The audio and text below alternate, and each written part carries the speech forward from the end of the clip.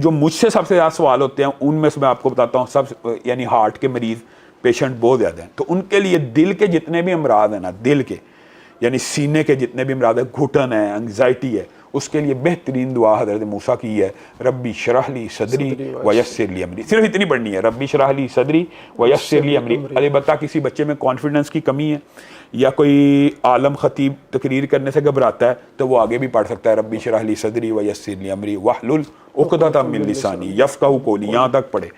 یہ بھی 313 مرتبہ پڑھنا ہر نماز کے بعد. تو یہ تو الحمدللہ میرے یہاں پہ بعد ایسے نمازی تھے جن کو ڈاکٹروں نے بائی پاس کا کہا ہوا تھا، اللہ کے فضل سے ان کی شریانیں کھل چکی ہیں. اور جہاں تک معدے کی بیماریوں کا تعلق ہے نا مار بھائی، اس کے لیے ایک نہایت مجرب وظیفہ ہے. یعنی یہ سینے کی بیماریوں کا ربی شرح لی، اور اس سے نیچے پیٹ کی جتنی بھی بیماریاں، معدے کی، جگر کی وغیرہ، ان کے لیے ربی ادخلنی مدخل صدق واخرجنی مخرج صدق. یہ اتنی مجرب دعا ہے کہ اللہ تعالیٰ، یہ دیکھیں نا حسب حال ہے کئی بیماریاں، ربی ادخلنی مدخل، اللہ تعالیٰ اس میں اچھی چیز ہی جائے اور ادھر سے اچھی چیز ہی نکلے.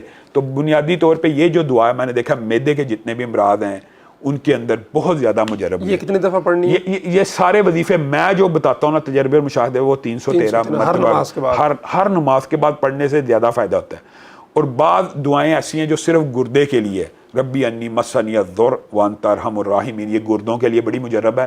ویسے گردوں کے لیے بعض اور علماء کی بھی دعائیں ہیں، ان کے اوپر بھی عمل کرنا چاہیے. اب یہ تو ہیں خاص بیماریوں کی. اور ایک بندہ مجرب بیمار ہے، یعنی مجرد بیمار ہے اور اس کو پتہ نہیں آگے مجھے ڈپریشن ہو رہا ہے، مجھے انگزائٹی ہے، مختلف بیماریوں کا مجموعہ کہہ لیں، مختلف بیماریوں کا مجموعہ ہے، یا سمجھ لیں سب سے خطرناک بیماری کینسر ہے. تو یہ تو ہماری یعنی شہادت ہے. ہمارے ایک دوست ہیں پروفیسر عبید الرحمن محسن، یہ ان کا دوست تھا، اس کو کینسر ہو گیا. تو ڈاکٹروں نے کہا کہ بس اب آخری سٹیج ہے، اب آپ نے آگے مزید علاج وغیرہ نہیں کرانا. تو اس کی شادی تھی، اس نے کہا میں نے تو شادی کرنی ہے، آپ کہنے علاج نہیں کرانا. تو انہوں نے کہا اب تو شادی نہ کروا، زیادہ سے زیادہ 1.5-2 سال تو زندہ رہ لے گا.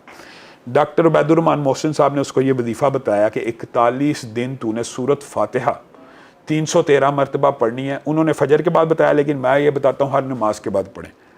سورت فاتحہ 41 دن پڑھنی ہے، 41 مرتبہ 41 دن پڑھنی ہے، اور 41 مرتبہ 313 نہیں، وہ دوسرے بتائے ہیں. یہ 41 دن پڑھنی ہے، 41 دفعہ ہی پڑھنی ہے.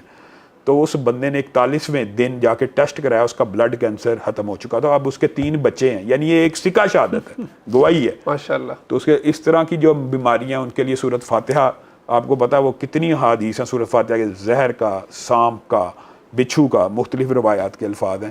تو انہوں نے تو صرف 7 مرتبہ پڑھ کے دم کیا تھا، تو 41 مرتبہ پڑھنے سے اس میں بہت زیادہ شفا ہے.